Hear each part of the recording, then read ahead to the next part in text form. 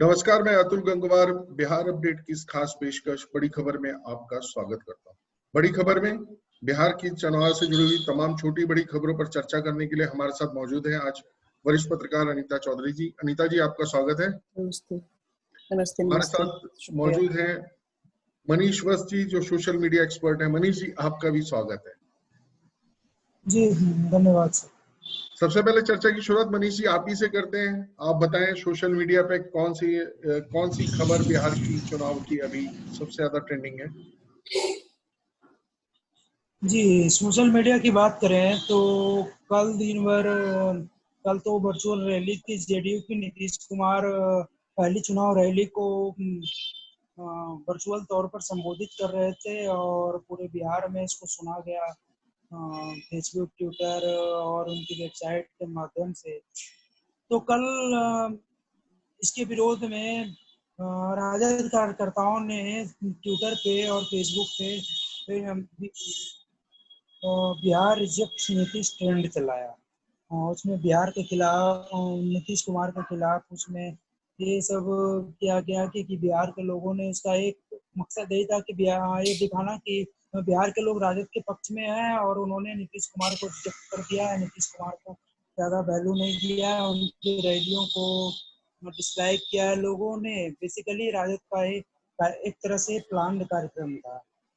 इसके अलावा कल नीतीश कुमार ने अपने वर्चुअल रैली के माध्यम से लालू यादव और उनके परिवार पर जमकर हमला बोला। 15 साल की जो बातें चल रही थी उसकी चर्चा नीतीश कुमार ने की। अपने 15 साल के विकास कार्यों को उन्होंने गिनाया। इसके अलावा उन्होंने कहा कि हम क्राइम, करप्शन और कम्युनिज्म से समझौता नहीं करेंगे। यहाँ तक कि उन्होंने ऐश्वर्या राय का भी मुद्दा उठाया कि किस तरह से एक अनपढ़ परिवार ने एक पढ़ी लिखी बहू को किस तरह से उनकी बेइज्जती की और किस तरह से उसे घर से निकाल दिया। कुल मिलाकर कल का पूरा दिन नीतीश कुमार के इर्द गिर्द घूमता रहा, चाहे फेसबुक पर हो, ट्विटर पे हो, हर जगह, चाहे विरोध में हो चाहे पक्ष में हो।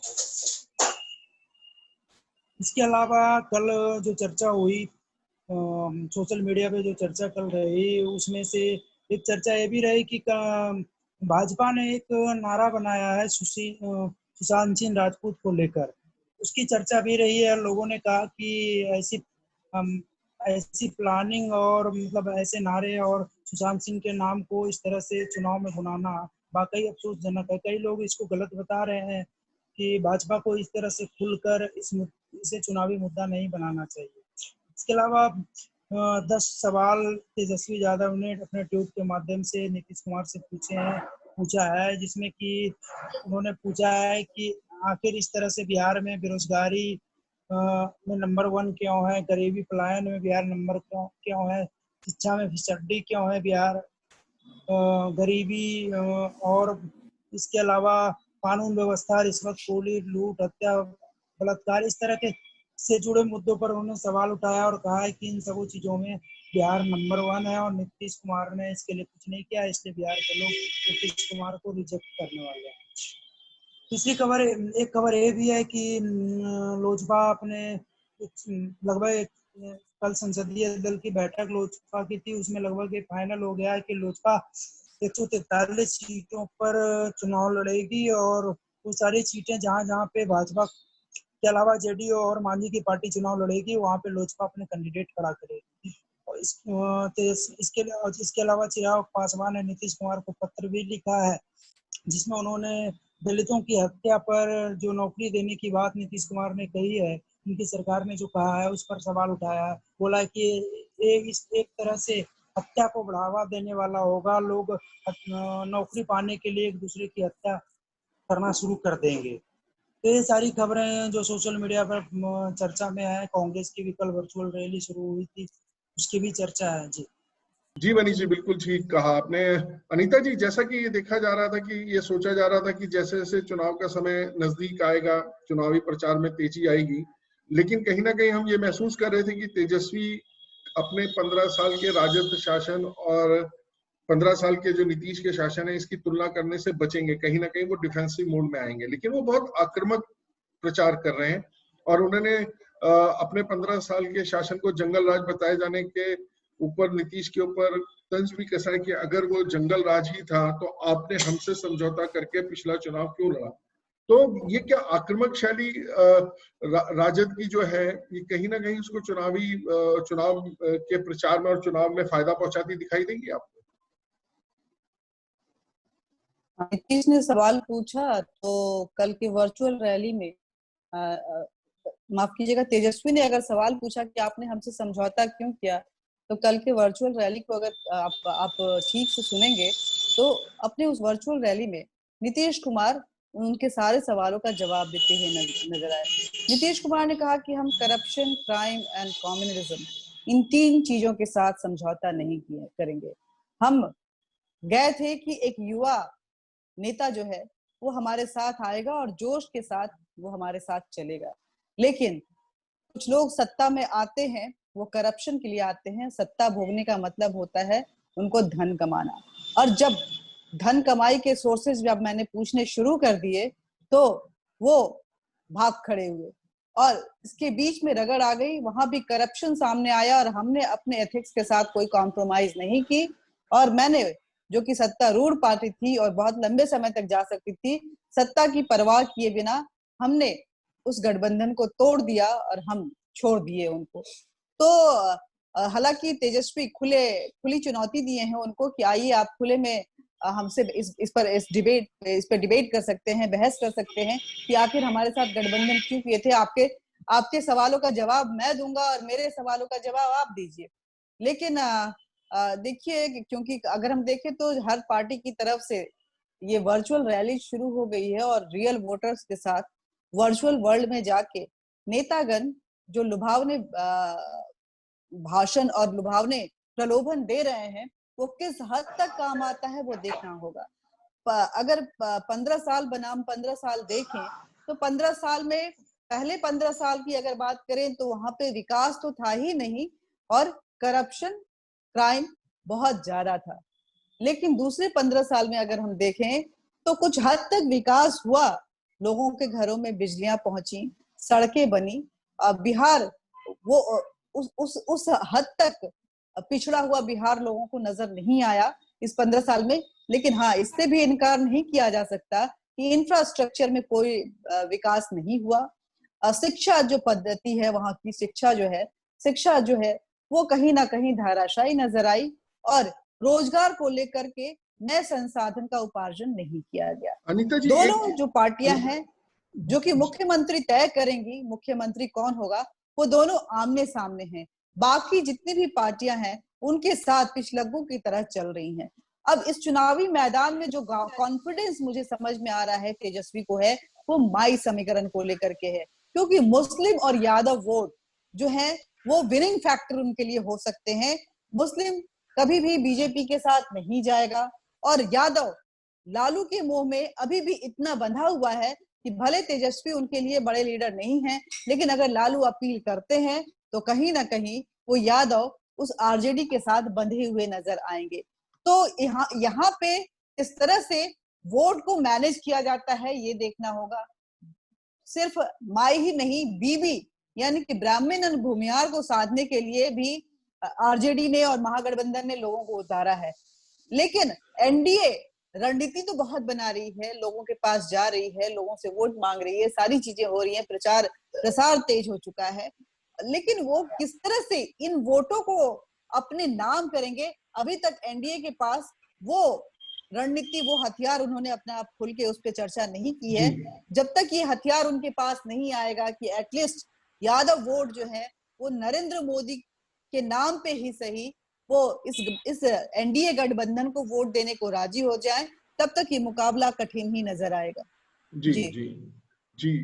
कल की जो जेडीयू की जो रैली थी, निश्चय संवाद जो था, उसके लगभग 26 लाख लोगों को उन्होंने लिंक भेजे थे। अनीता जी, रैली होने के बाद जो ट्विटर पर, फेसबुक पर और यूट्यूब पर इसको बहुत सारे डिसलाइक मिले हैं और ट्विटर पर हैशटैग बिहार रिजेक्ट्स नीतीश ये टॉप नंबर पर ट्रेंड हुआ है।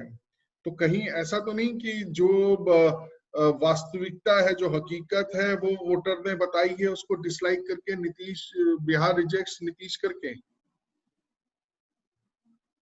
वोटर कहाँ यूट्यूब पे जाता है, वोटर कहाँ जाके डिसलाइक करता है और लाइक करता है। कितने परसेंट वोटर हैं बिहार में जो रियल वोटर जिनको हम कहते हैं रूरल एरिया के, वो जाकर यूट्यूब पे इन वर्चुअल रैलीज के साथ जुड़े होंगे। जो जुड़े होंगे वो उनके कार्यकर्ता होंगे और जो डिसलाइक दे रहे होंगे वो अपोजिशन के कार्यकर्ता हैं। लेकिन बता दें इस बार जो वोटर्स हैं, जो आप नीतीश कुमार की भी जो आप रैली की भाषण सुनेंगे, उसमें उनकी ज्यादा से ज्यादा कोशिश रही है कि युवा युवा वर्ग जो है उसको लुभाया जाए, उसका विश्वास जीता जाए और उसके दिल तक पहुंचा जाए। इसके लिए उन्होंने कई अपने भाषण के दौरान कई बातें कही, कई योजनाओं का जिक्र किया, क्योंकि उनको पता है कि सिर्फ अगर हम देखें तो पहली बार वोटर जो पहली बार मतदान करने जाएंगे वो वोटर 48 लाख हैं। 78 लाख यानी तकरीबन 80 लाख वोटर जो हैं वो पहली बार मतदान करने जाएंगे, पहले मतदाता होंगे, पहली बार वो इस मतदान के पर्व का जो है वो उल्लास करेंगे। उसी तरह जो कि 18 से 20 साल की उम्र के हैं, 20 से 30 साल की अगर उम्र की बात करें तो वो 1.5 करोड़ से ज्यादा लोग हैं और 30 से 40 2 करोड़ से ज्यादा लोग हैं और उसके बाद 40 से 50 में भी तकरीबन इतने ही लोग हैं। टोटल मतदाता की अगर बात करें तो 7 करोड़ तकरीबन 7.5 करोड़ मतदाता है बिहार में। तो उस 7.5 करोड़ में से कितने डिसलाइक मिले? उस 7.5 करोड़ में से डिसलाइक कितने लाख आए हैं? अगर 7.5 करोड़ जनता में से अगर 2-4 लाख डिसलाइक मिलते भी हैं, जो कि अगर वो ऑर्गेनिक माने तब, तो वो डिसलाइक जो है सच में जनता ने दिए हैं, तो शायद इसका वो उतना प्रभावशाली नहीं होगा जितना कि उसको माना जा रहा है। लेकिन हाँ, अब क्योंकि सोशल मीडिया पे ये वर्चुअल रैलीज के जरिए जिस तरह से चुनाव को और राजनीति को साधने का काम चल रहा है, वो कितना इम्पैक्टफुल जनता के लिए होता है। क्योंकि अभी तक सोशल मीडिया एक एजेंडा तो सेट करती थी, लेकिन वो जनता को बहुत अगर कहें कि जनता उसके उसके प्रभाव में आकर इधर या उधर होता था, तो ये इसके परसेंटेज बहुत कम थे। लेकिन इस बार क्योंकि सोशल मीडिया ही एक जरिया है जनता तक पहुंचने का, तो ये सोशल मीडिया प्लेटफॉर्म जो है कितना इम्पैक्टफुल होता है और कितना मैक्सिमम यूज कर पाती है कोई पार्टी, वो देखना होगा। और उसके अकॉर्डिंगली किस तरह से नीतीश कुमार अपनी रणनीति बनाते हैं, क्योंकि एक बात साफ है कि अगर मुख्यमंत्री सरकार नीतीश कुमार को फिर से बनानी है चौथी बार भी, और मुख्यमंत्री उनको बनना है, बीजेपी उनके साथ चल रही है एनडीए के घटक दल में। बिहार में जो मुख्य पार्टी है वो जेडीयू है, बीजेपी उनके घटक दल में से है और लोजपा कहीं ना कहीं उनसे नाराज नजर आ रही है। लोजपा का ये कहना है कि हम भले बीजेपी के अपोनेंट में कोई भी कैंडिडेट नहीं उतारेंगे, लेकिन जहां जहां जेडीयू अपने कैंडिडेट उतारेगी उनका उनके वो अपने कैंडिडेट उतारेंगे। तो ये जो मुकाबला है नीतीश कुमार के लिए कठिन होता जा रहा है। ऐसे में फोर्सफुली फुट आउट कितना वो अपना कदम रखते हैं, ये देखना होगा। रणनीति क्या होगी? अभी तो चुनाव का ऐलान भी नहीं हुआ है और कैंपेनिंग भी उस मोड में नहीं पहुंचा है। जी नहीं, ये जो सोशल मीडिया में जो स्ट्रेंथ मानी जा रही थी कि सोशल मीडिया से कहीं ना कहीं लोगों को जोड़ा जाएगा। मनीष, अभी देखने में आया पीछे प्रधानमंत्री का जो मन की बात था उसको भी काफी लोगों ने डिसलाइक किया। मतलब ऐसा पहली बार हुआ कि प्राइम मिनिस्टर की कहीं किसी बात पर जो डिसलाइक्स आए, और उसके बारे में सत्तारूढ़ पार्टी का कहना ये था कि वो डिसलाइक्स खरीदे गए थे, प्रोपोगेटेड थे, इस तरीके के आरोप उन्होंने लगाए। और कहीं ना कहीं ये भी दिखाई दे रहा है कि सोशल मीडिया मैनेज हो सकता है। तो नीतीश को जो डिसलाइक्स मिल रहे हैं, क्या उसी रणनीति का कोई हिस्सा हो सकते हैं? तो फिर अगर ऐसा है कि उसको मैनेज किया जा सकता है, तो आपको नहीं लगता कि जो चुनाव पर इसका जो इम्पैक्ट होगा वो भी मिला जुला होगा?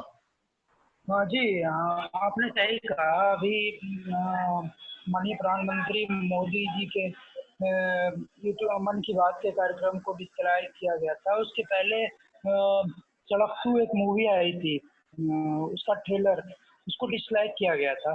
तो एक तरह का प्रोपेगेंडा है, एक चाहे सड़क 2 के खिलाफ हो जो एक कुछ एक लोगों ने बनाया था, चाहे नरेंद्र मोदी जी के खिलाफ हो, इसको कुछ एक लोगों ने बनाया।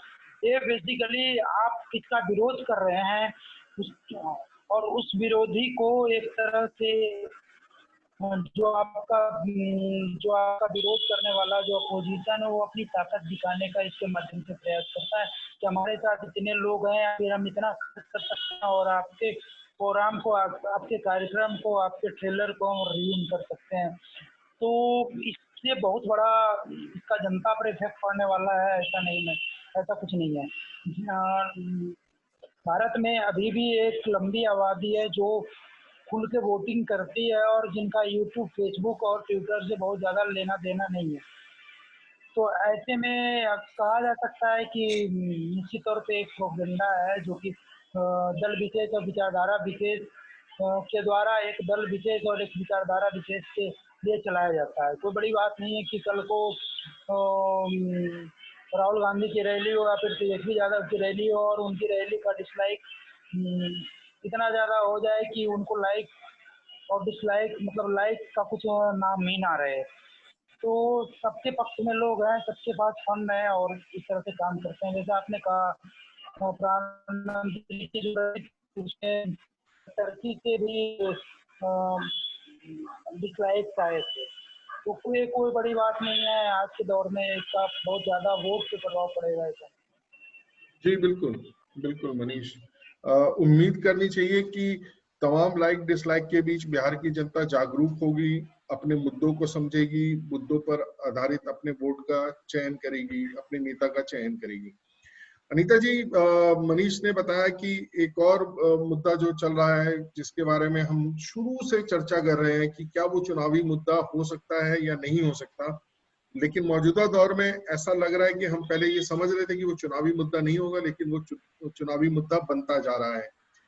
जिस प्रकार से बीजेपी की जो कल्चरल विंग है, उन्होंने सुशांत सिंह राजपूत के फोटो के साथ निकाला है कि हम तुम्हें भूलने नहीं देंगे, तुम्हें भुलाएंगे नहीं, इस तरीके के कैंपेन जो कुछ शुरू किया है उन्होंने, उसकी आलोचना भी हो रही है कि क्यों उसकी सहानुभूति की आड़ देकर उसको कैंपेन बनाया जा रहा है। और पीछे देखने में आया था कि यशवंत सिन्हा भी जब अपनी पार्टी की एक सभा को, कार्यकर्ताओं को संबोधित कर रहे थे, उन्होंने भी सुशांत सिंह राजपूत का नाम लिया। उससे पहले हम देख चुके हैं आरजेडी के मंच पर तेजस्वी के साथ शेखर सुमन बैठ चुके हैं। तो लगभग कहीं ना कहीं सभी दल सुशांत सिंह राजपूत की जो मृत्यु हुई है उससे जो उत्पन्न सहानुभूति है उसका फायदा उठाने की कोशिश कर रहे हैं। आपको क्या लग रहा है कि ये सही बात है? एक मैं ये जानना चाहूंगा। दूसरा, बिहार की जनता, क्योंकि आप उसके सेंटिमेंट्स को समझती हैं, उसको कैसे लेगी अगर इसको चुनावी मुद्दा बनाया जाता है? क्योंकि अभी तक पूरे देश में वो दलगत राजनीति से ऊपर सुशांत और उसके फैंस की मुहिम है। अभी किसी राजनीतिक दल का उन्होंने कोई समर्थन और कुछ नहीं लिया है।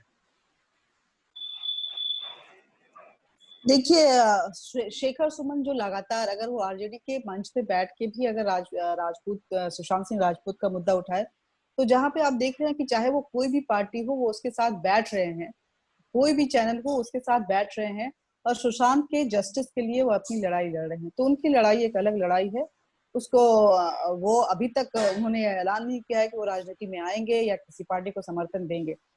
लेकिन सुशांत सिंह राजपूत को जिस तरह से कल बीजेपी का एक पोस्टर आया, न भूले हैं न भूलने देंगे, और ऐसा लगा कि बीजेपी इस पोस्टर को कैंपेन पोस्टर बनाने वाली है। तो जो मुद्दा इंसाफ के लिए जा रहा था, जो लड़ाई इंसाफ के लिए लड़ी जा रही थी, और वो लड़ाई अगर राजनीतिक लड़ाई में तब्दील होती है तो कहीं ना कहीं ये बैकफायर होगा। क्योंकि और मेरी सलाह है बीजेपी को कि इस मुद्दे के साथ, इस मुद्दे का जिक्र ना करें। अगर कभी जिक्र भी आए तो यही बोलें कि हाँ, इसमें इंसाफ दिलवा के हम रहेंगे। ये मौत जो है वो इसी तरीके से गुमनाम नहीं हो जाएगा, इसको ये मेहनत जाया नहीं जाएगी उनके परिवार की, उनको इंसाफ मिलेगा। क्योंकि अगर आप किसी व्यक्ति जो कि अब इस दुनिया में नहीं रहा है और आप उसका पोस्टर बनवा के उसको पॉलिटिकल कैंपेन में ले जा रहे हैं, और अभी तक जो लड़ाई थी वो ये थी कि क्या सुशांत की हत्या हुई है, आत्महत्या हुई है, लेकिन ये मामला धीरे धीरे बहुत ही कॉम्प्लिकेटेड होता जा रहा है और नार्कोटिक्स के बीच में ड्रग्स एंगल जो इसमें घुसा है वो बहुत, उसका जाल बहुत फैलता हुआ नजर आ रहा है। सुशांत भले नहीं है लेकिन ये कैसे प्रूव कर पाएंगे कि सुशांत को रिया जबरदस्ती उनको ड्रग्स देती थी और उनकी इच्छा बिल्कुल नहीं थी, वो इसमें बिल्कुल कहीं भी इन्वॉल्व नहीं थे, वो अनजाने में ले रहे थे। क्योंकि सुशांत तकरीबन 34 साल के थे सुशांत, और अपने सारे फैसले वो लेते थे। कुछ चीजें वो बहकावे में कर सकते हैं, लेकिन जो जांच है वो इतना भी ब्लाइंड होके जांच नहीं होगा कि हर एंगल को छोड़कर सिर्फ रिया को कल्प्रिट घोषित करने में वो लग जाएगा। तो बेहतर होगा कि इस मुद्दे को छोड़ दिया जाए। ये परिवार की लड़ाई है, अपने बेटे के मौत पे इंसाफ के लिए उस लड़ाई में सहयोग जरूरी है केंद्रीय दल का और केंद्रीय सरकार, केंद्र सरकार का और राज्य सरकार का, जो कि बाखूबी इन्होंने निभाया है। बहुत अच्छा काम किया है राज्य सरकार ने और केंद्र सरकार ने। एक परिवार को जो कि बुजुर्ग पिता थे, 4 बहनें थी, किस रास्ते जाएं, कैसे इंसाफ की गुहार लगाएं, उनको पता नहीं था। लेकिन दोनों ही सरकारों ने उनके उस पुकार को सुना और उनकी गुहार को समझते हुए उन्होंने उस पे उनके अकॉर्डिंगली जो है वो एक्ट किया और उनको कार्रवाई की। तो लेकिन अगर ये मुद्दा राजनीतिक जाता है तो मुझे लगता है कि ये बैकफायर होगा। सेंटिमेंट्स जो है वो मौत से तब्दील होकर अगर राजनीतिक होती है तो लोगों को लगेगा कि ये क्या था, कहीं हम ठगे तो नहीं जा रहे हैं। जी, आपका कहना ठीक है, लेकिन अनीता जी वही सवाल ये उठता है कि जिस प्रकार से महाराष्ट्र सरकार और खासतौर से पिछले 2-4 दिनों से संजय राउत जिस तरीके से उछल रहे हैं, जिस तरीके से कंगना रनौत को लेकर वो बिल्कुल ही इस स्तर पर उतर आए जिसमें उन्होंने उसको, एक महिला को, एक लड़की को हरामखोर तक शब्द का इस्तेमाल किया, इस तरीके के, और खुलेआम चैलेंज किया कि आपको अगर आना है, मुंबई आना है तो फिर आप देखिए, अगर आपको नहीं लगता तो फिर आप मत आइए, इस तरीके की धमकियां देना। और दूसरी ओर एक जो लड़ाई है, एक हत्या हुई है कि आत्महत्या है, उस लड़ाई को उन्होंने महाराष्ट्र की अस्मिता के साथ भी जोड़ दिया। और उनका कहना है कि कंगना रनौत महाराष्ट्र का अपमान कर रही है और छत्रपति शिवाजी का अपमान कर रही है। तो मुझे नहीं लगता कि इस मुद्दे में जिस तरीके से सत्ताधारी दल जो है रिएक्ट कर रहा है कि सब कुछ उतना सीधा है, इसमें कहीं ना कहीं राजनीति की शुरुआत, क्योंकि महाराष्ट्र की जांच में राजनीति का हस्तक्षेप दिखाई दे रहा है, तो कहीं ना कहीं इस मुद्दे से कुछ राजनीतिक दल तो जुड़ेंगे ही। देखिए, क्या आप महाराष्ट्र की लड़ाई बिहार में लड़ेंगे? ये मानती हूँ कि वो बिहार का बेटा था सुशांत सिंह राजपूत, लेकिन उसकी कर्मभूमि महाराष्ट्र थी, घटना स्थल महाराष्ट्र है, सारी जांच पड़ताल जो है महाराष्ट्र में चल रही है। और आप बिहार में चुनाव जीतने जा रहे हैं या हारने जा रहे हैं, या चुनाव में सुशांत की लड़ाई लेकर जा रहे हैं, सुशांत की लड़ाई से वहां की आम जनता को क्या लेना देना?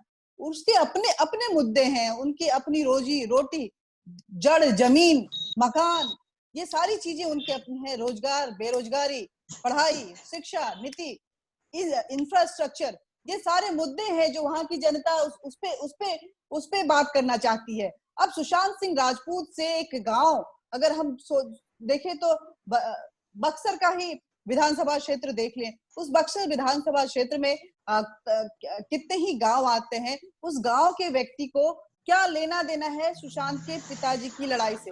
उसका अपनी दिक्कतें हैं, उसकी अपनी लड़ाई है, जद्दोजहद हर दिन की है उसकी, कि आखिर उसका फसल का क्या होगा, उसकी खेती को किस तरह से बढ़ावा मिलेगा, उसके पास रोजगार के संसाधन कैसे आएंगे, सरकार एग्रीकल्चर को लेकर के किस तरह से सपोर्ट करेगी, एग्रो इंडिया जो है वो किस तरह से बिहार को बढ़ावा देगा, क्योंकि बिहार एक कृषि प्रधान राज्य है। वो उनके मुद्दे ये हैं। वहां पे युवा, आप देख रहे हैं कि सिर्फ पहली बार वोट देने वाला वो युवा जो है वो 80 लाख के करीब है।